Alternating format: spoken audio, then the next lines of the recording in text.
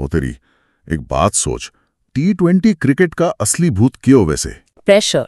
जमा साची बात कह रही हूं मैं। अरे बिल्कुल, जब आखिरी ओवर में 15 रन बचाने हों, 40,000 लोग छाती पे चढ़ के शोर मचा रहे हों, और बिना एक भी लीगल गेंद फेंके कोई गेंदबाज 5 रन लौटा दे। दिमाग की नसें फाड़ देने वाला प्रेशर हो ऐसे हो।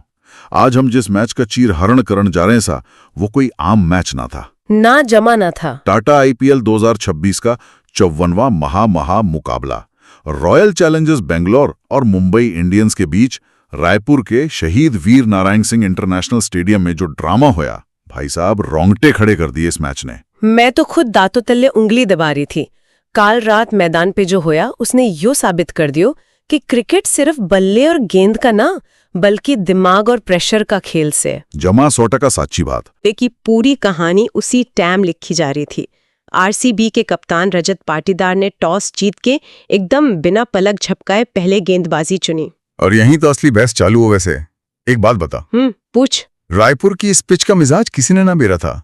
पाटीदार ने टॉस जीत के सीधी गेंदबाजी ले ली। तू कह रही से यो कैलकुलेटेड रिस्क था? बिल्कुल था। अरे भाई, ओस का किसी ने पक्का बेराना था, शाम की नमी का कोई पक्का हिसाब ना था। यो तो सरासर जुआ था जो तुक्के में लग गया। देख, जुआ ना कह सकते इसने। पाटीदार ने पिच पे जो हल्की दरारें दिख रही थी ना, वह असलियत थी। दरारें? तो क्यों हुआ? जब शाम की नमी उन दरारों पे पड़े से तो लेदर की नई गेंद पिच पकड़ के काटे से। पाटीदार ने साइंस का इस्तेमाल करया। उसने बेरा था कि नई गेंद स्किड भी करेगी और स्विंग भी लेवेगी। अच्छा, मतलब सब पहले तो सोच रखा था। हाँ, अगर शुरू में झटके दे दिए तो मुंबई की कमर वैसे ही टूट जाएगी, और हुआ भी जमा वैसा ही। कि गजब का स्विंग देखने मिला पहले ओवर में। गेंद स्विंग के सुल्तान भुवनेश्वर कुमार के हाथ में थी, और भूपी के हाथ में नई गेंद, मतलब बल्लेबाजां की शामत। पहली गेंदें ऐसी स्विंग निकली कि बल्लेबाजां के चेहरे का रंग उड़ गया। रियान रिकल्टन तो क्रीज पे हवा में लटक गया था। वो तो जमा नाच रहा था क्रीज पे। पर यो स्विंग कुकर काम कर रही थी। कदे गेंद भीतर आ रही से, कदे एकदम बाहर जा रही से। देख, यो कोई जादू ना से, यो पूरी फिजिक्स है। मैं समझाऊं सू? हाँ बताओ। जब भूपी गेंद की सीम ने सीधा रख कर छोड़े से और एक तरफ की सतह हवा चीरती हुई जावे से, यो जमा वैसी ही बात से जणु कोई गाड़ी कच्ची सड़क पे एक तरफ वजन डालकर ड्रिफ्ट मार रही हो। ओहो, मतलब अनइक्वल एरोडायनामिक्स। जमा साची। सीम की वजह से हवा का दबाव एक तरफ कम हो जासे और गेंद हवा में ही अपना रास्ता बदल लेवे से। और इसी ड्रिफ्ट के चक्कर में भूपी ने रिकल्टन ने फंसा लिया। दबाव तो बढ़ना ही था। ओवर की आखिरी गेंद, फिर रिकल्टन बिना पिच की पेस समझे बड़ा शॉट खेल गया। गेंद बल्ले का ऊपरी हिस्सा चूमती हुई मिड ऑफ की तरफ हवा में उड़ गई। और पाटीदार पहला ही शिकार पे नजर गाड़े खड़ा था। आसान सा कैच, और पूरा स्टेडियम RCB के नारों तक गूंजन लग गया। रिकल्टन सिर्फ 2 रन बना के पवेलियन लौट गया। शुरुआत तो RCB की घनी कसूती थी, पर दूसरे छोर पे हिटमैन रोहित शर्मा का अंदाज कुछ और ही कहानी बयां कर रहा था। अरे रोहित ने तो जणू युद्ध का ऐलान कर दिया था। रोहित ने कतई रक्षात्मक रवैया ना अपनाया। मैं देख रही थी, उसका बैट स्विंग घना तेज था और इरादे जमा धाकड़। दूसरे ओवर में जब जोश हेजलवुड आया तो रोहित ने उसका भूत बना दियो। हेजलवुड जैसे धाकड़ गेंदबाज की रफ्तार का कोई असर ना हो रहा था। एक शानदार चौका, फिर लगातार 2 आसमानी छक्के। गेंद सीधे स्टैंड्स में जाके पड़ी। रोहित 140 की गेंद में फुटबॉल बना रहा था, पर हेजलवुड गलती कर रहा था। क्या गलती? वो लेंथ बॉल डाल रहा था और रोहित उस लेंथ पे पहले ही पैर जमा के खड़ा था। जब गेंद 140 की रफ्तार से सीधी बल्ले पे आवे से, तो रोहित जैसे बल्लेबाज ने बस दिशा देनी होवे से। टाइमिंग का खेल है सारा। बिल्कुल। पर असली रोमांच तो तीसरे ओवर में आया, जो भूपी दोबारा गेंद लेके आया और उसने रफ्तार कम करी और एक चालाक नकल बॉल फेंकी। सिर्फ 116 किलोमीटर प्रति घंटे की रफ्तार। भूपी की यो ही तो खासियत से। मेरा माथा सुन्न हो गया देख के। एक बात बता, रोहित जैसा दिग्गज बल्लेबाज जो 140 की पेस ने इतनी आसानी से धोरा था, वो एकदम तो इस धीमी नकल बॉल के झांसे में कुकर आ गया। यही तो भूपी का असली तजुर्बा से। भूपी ने उंगलियां मोड़ के गेंद पकड़ी थी। अच्छा? जब यो नकल बॉल हाथ से लिकड़ी तो उस पे कोई रोटेशन न था। सीम रोटेशन जमा 0। हवा में गेंद एकदम ते ड्रॉप होगी। ओ तेरी। रोहित का दिमाग 140 की पेस के हिसाब से सेट था। उसका पैर हवा में ही था और बैट पहले ही घूम गया। टाइमिंग जमा खराब होगी क्योंकि गेंद बैट पे आई ही ना। और बाइली तिमारत लाग के पीछे जितेश शर्मा ने जो दाईं तरफ हवा में उड़ के चीते जैसी फुर्ती दिखाई, क्या कसूता कैच पकड़ा। घना जबरदस्त कैच था वो। 22 रन पे रोहित की तूफानी पारी खत्म। पर ड्रामा यहीं ना रुका। ना, ड्रामा तो शुरू हुआ था। अगली ही गेंद पे कप्तान सूर्य कुमार यादव क्रीज पे आ गया और पहली गेंद पे 0 पे आउट। विराट कोहली के हाथां स्लिप में कैच। यो क्या कर दियो भूपी ने। भूपी ने सूर्या खातिर एक भयंकर जाल बिछाया था। कुकर। पहली गेंद पे सूर्या ने लगा कि इन स्विंग आवेगी, क्योंकि भूपी का एक्शन वैसा ही था। पर भूपी ने कलाई का हल्का सा एंगल बदल दिया, मतलब आउटस्विंगर डाल दी। जम्मा साची। गेंद टप्पा खा के बाहर निकली। बैट का मुंह बंद करन ता पहला ही किनारा लग गया। 3 बड़े विकेट गिर गए थे। मुंबई की तो जणू कमर टूट गई थी। ताश के पत्ता की तरह बिखरती दिख रही थी टीम। पर फिर क्रीज पे आए 2 युवा छोरे, नमन धीर और तिलक वर्मा। इन्होंने तो जणू छाती तान ली और उल्टा आरसीबी पे ही धावा बोल दियो। इन दोनों के बीच जो साझेदारी बनी ना, उसने आरसीबी के खेमे में हलचल मचा दी।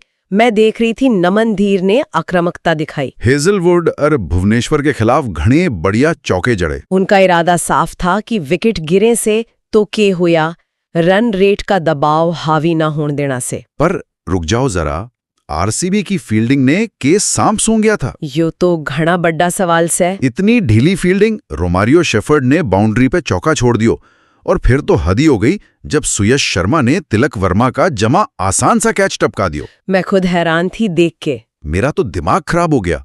यो कैच छोड़ना कोई छोटी बात ना थी। यो तो ऐसी बात हो गई जो दुश्मन के स्नाइपर की गिरवी बंदूक उठा के उसी के हाथ में थमा दियो। क्या इन्हीं गलतियों ने मुंबई ने वापस मैच में नाला खड़ा किया? 100% सांची बात।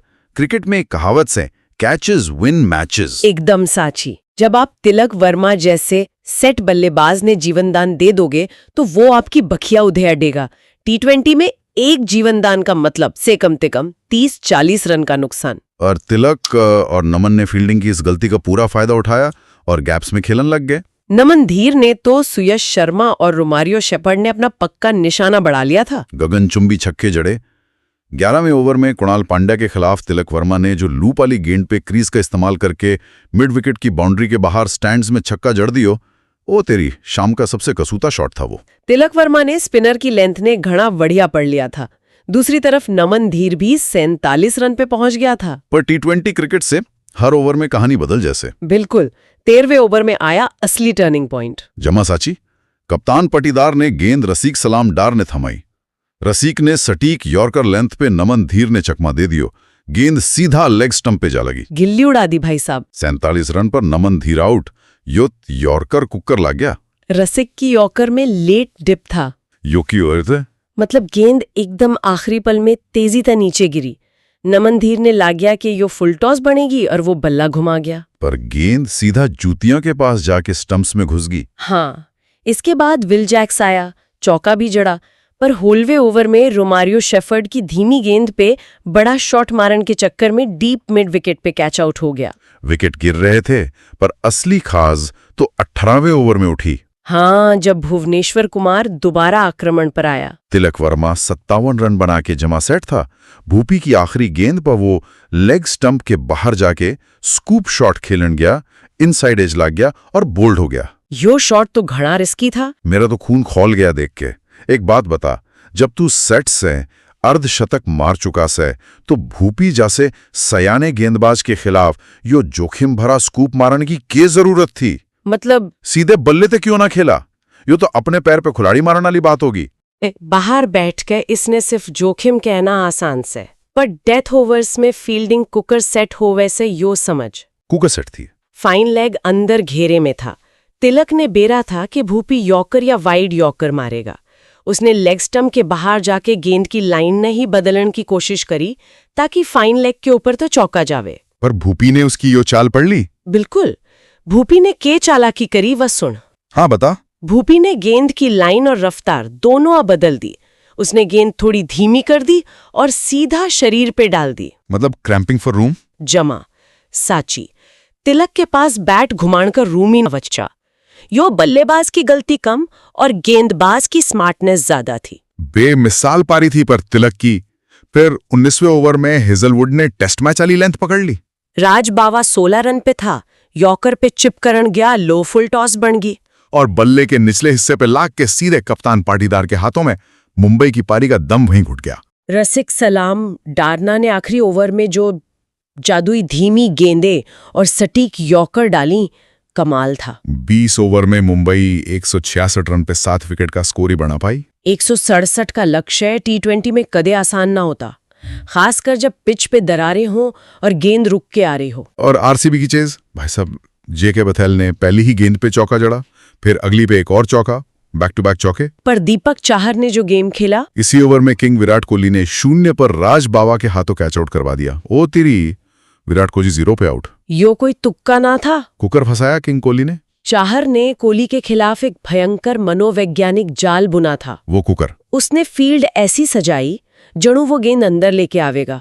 इन स्विंगर के लिए कोहली इन स्विंग के लिए फ्रंट फुट पे आ गया, पर चाहर ने गेंद हल्की सी पीछे रखी बैक ऑफ लेंथ और स्विंग करा दी बाहर की तरफ। कोहली ने शरीर तो दूर शॉट खेलने पे मजबूर कर दियो और गेंद सीधा फील्डर के हाथ में। उसके बाद तो जणू विकेटों की झड़ी लाग गई। देवदत्त पडिक्कल 12 रन बना के कैच आउट हो गया। कप्तान रजत पाटीदार सिर्फ 8 रन बना के पवेलियन लौट गया। 6 ओवर के पावर प्ले में 47 रन पे 3 विकेट गिर गए थे आरसीबी के। दबाव बढ़ते ही जा रहा था। पर फिर कृणाल पांड्या और जितेश शर्मा ने जो गियर बदला, कृणाल पांड्या ने दबाव में जो सूझबूझ दिखाई वह कमाल थी। 13वें ओवर में जेकब बेथेल 27 रन बना के आउट होया, पर कृणाल ने हार न मानी। 14वें ओवर में जितेश शर्मा ने गगनचुंबी छक्का जड़ा और 15वें ओवर में कृणाल पांड्या ने भाग के 2 रन लिए और अपना अर्धशतक पूरा कर लिया। सिर्फ 32 गेंदा में 50 रन। यो पारी कितनी जरूरी थी। घनी जरूरी। जब आपके टॉप ऑर्डर के बल्लेबाज फेल हो जाए से, तो मिडिल ऑर्डर पे सारा दारोमदार हो वैसे। कृणाल ने स्पिनर्स के खिलाफ जो फुटवर्क दिखाया और गैप्स निकाले, उसने आरसीबी ने मैच में जिंदा रखा। फिर कॉर्बिन वॉश ने वापसी करी। 12 गेंदा में 18 रन बना का खेल रहे जितेश शर्मा ने नमन धीर के हाथा कैच आउट करवा दियो। और अगली ही गेंद पर टिम डेविड बिना खाता खोले विकेटकीपर के हाथ आउट। आरसीबी की टीम घनी मुश्किल में फंस गई थी। और अब हम आंधे सा मैच के सबसे खतरनाक हिस्से पर, असली ड्रामा। आखिरी ओवर आरसीबी ने जीत खातिर 6 गेंदा में 15 रन चाहिए थे। क्रीज पर थे रोमारियो शेफर्ड और रसिक सलामदार। और मुंबई ने गेंद थमाई राज अंगद बावा ने। भाई साहब इस ओवर की तो एक एक गेंद पर सांस रुक रही थी। पहली गेंद राज बावा ने वाइड डाल दी। फिर अगली गेंद नो बॉल। अभी तक एक भी लीगल गेंद ना हुई थी और 5 रन आगे थे आरसीबी के खाते में। फ्री हिट पर रोमारियो शेफर्ड सिर्फ 1 रन ले पाया। फिर बावा ने एक और वाइड डाल दी। एक बात बता, एक ओवर में इतनी वाइड और नो बॉल, क्या राज बावा खुद अपने ही बढ़ाए दबाव में टूट गया था, जिसकी वजह तय उसने आरसीबी की जीत प्लेट में सजा के दे दी। बिल्कुल। यो कुकर हो वैसे एक प्रोफेशनल खिलाड़ी के साथ। देख, जब एक युवा गेंदबाज 40,000 लोगों के शोर के बीच आखिरी ओवर डाले से, तो उसके शरीर में एड्रेनलिन का तूफान उठे से, दिल की धड़कन 160 के पार हो जैसे। और फिर इसी हालत में फाइन मोटर स्किल्स काम करना बंद कर दे से, उंगलियां पर पसीना आ जासी और गेंद तब पकड़ छूट जासे। मतलब दिमाग काम करना बंद कर दे से। दुबावा अपनी लाइन और लेंथ भूल गया था, क्योंकि उसका दिमाग सुन्न हो गया था। ये सिर्फ तकनीकी ना, शारीरिक दबाव का नतीजा था। फिर तीसरी लीगल गेंद पर राज बावा ने रोमारियो शेफर्ड ने आउट कर दियो। आखिरी 3 गेंदा पर 10 रन चाहिए थे। क्रीज पर आया भुवनेश्वर कुमार। बावा ने एक और वाइड डाल दी, पर चौथी गेंद पर भूपी ने जो कवर के ऊपर था चौका जड़ा, आरसीबी की उम्मीद वापस जगा दी। भाई साहब स्टेडियम की छत उड़ गई थी उस शोर तक। 5वीं गेंद पर भूपी ने सिंगल लिया। अब आखिरी गेंद पर जीत के लिए 2 रन चाहिए थे। स्ट्राइक पर था रसिक डार। राज बावा के हाथा में गेंद थी और पूरे स्टेडियम में सन्नाटा। और आखिरी गेंद पे पेरेस एक डार्ड ने लॉन्ग ऑन की दिशा में शॉट खेल के डबल पूरा कर लिया। गजब खेल दियो छोरों ने। आरसीबी ने यो हाई वोल्टेज मैच आखिरी गेंद पर 2 विकेट तक जीत लिया। पूरा स्टेडियम पागल हो गया था। इस एक जीत ने न सिर्फ मैच का, बल्कि पूरे आईपीएल के पॉइंट्स टेबल का भूगोल बदल के रख दियो से। इस जीत के साथ आरसीबी पॉइंट्स टेबल में सीधा टॉप पे पहुंच गई से। और बाकी टीमा का क्या हाल से वाह सुन। हाँ बता क्या हाल से। लखनऊ सुपर जायंट्स और मुंबई इंडियंस का तो जणु बोरिया बिस्तर बंध गया से। मुंबई जो 5 बार की चैंपियंस है, इस हार ने उनके प्लेऑफ के सपने लगभग तोड़ दिए से। और दिल्ली कैपिटल्स और कोलकाता नाइट राइडर्स का क्या बनेगा? उनके लिए अब हर मैच करो या मरो का हो गया से। और जो टीमा मजबूत स्थिति में से? राजस्थान रॉयल्स और चेन्नई सुपर किंग्स जमा शानदार खेल रही से। खासकर धोनी की टीम तो बस एक जीत दूर से। वह भी दमदार खेल रही से। और बात करें गुजरात टाइटंस और सनराइजर्स हैदराबाद की, तो वो पॉइंट्स टेबल पर आज कर रही से। पर जाते जाते मेरे दिमाग में घना छुभने वाला सवाल आ रहा है से। और ये सवाल इस टूर्नामेंट की दिशा तय कर सके से। किसा सवाल? जिस आरसीबी ने सालों तक अपनी पहली ट्रॉफी की बाट देखी से, कि आखिरी गेंद पर मिली या जादुई जीत वाचिंगारी से जो इस साल उनके सूखे ने खत्म कर देगी? या फिर टूर्नामेंट के सबसे अहम नॉकआउट मुकाबला तो पहला ही, या टीम अपने चरम पर पहुंच चुकी से और आगे जाके फुस हो जाएगी? यो तो टाइम ही बतावेगा। यो सोचने वाली बात से गुरु, दिमाग लगाइयो इस पे। आज का तो बस इतना ही। राम राम। राम राम।